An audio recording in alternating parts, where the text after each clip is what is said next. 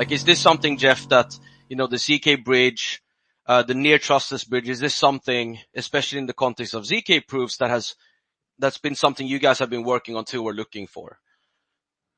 Yeah, thank you.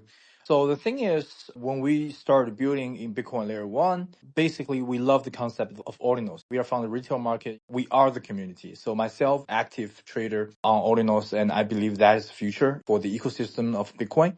And that turned out to be right. Last year to this year, millions of users came in to build on ordinals, to play in this Bitcoin Layer 1 ecosystem, which has never been before.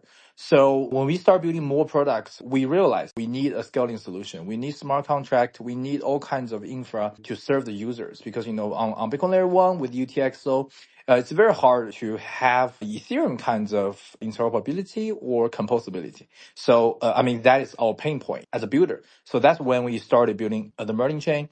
At that time, we know there are many, many problems. So the first problem is like what kinds of methods we use. We use Ethereum, we use EVM. It's because I personally believe the spirit of blockchain is built on top of each other. There's no politics. And I believe Bitcoin Layer 1 is great, and the scaling solution using EVM is great too, because we can onboard lots of users from other ecosystems. We can onboard lots of builders. That's why we have hundreds of builders on day one. So that is the first decision we made. But also that's the first problem, because if we are building a Ethereum sidechain, people will start to ask, how is this chain going to be stable and safe? And also about the bridge. Merlin chain has already bridged out over $16-18 billion value of Bitcoin in just half a year. And that is Yep. I think that is like a world record, Yep. except Binance. Yeah. And at that time, we are using MPC solution, which is using Kobo, Fireblock, Seifu, all these services. And I believe they're safe because they're big institutions. But the problem is still trust minimized. It's not trustless, right? And the reason we build it in crypto is because we trust this kind of trustless method. We have to use this to convince more people to play. Because if one day we cannot solve this, the risk is there. The risk of these institutions go bankrupt or some shitty things happen.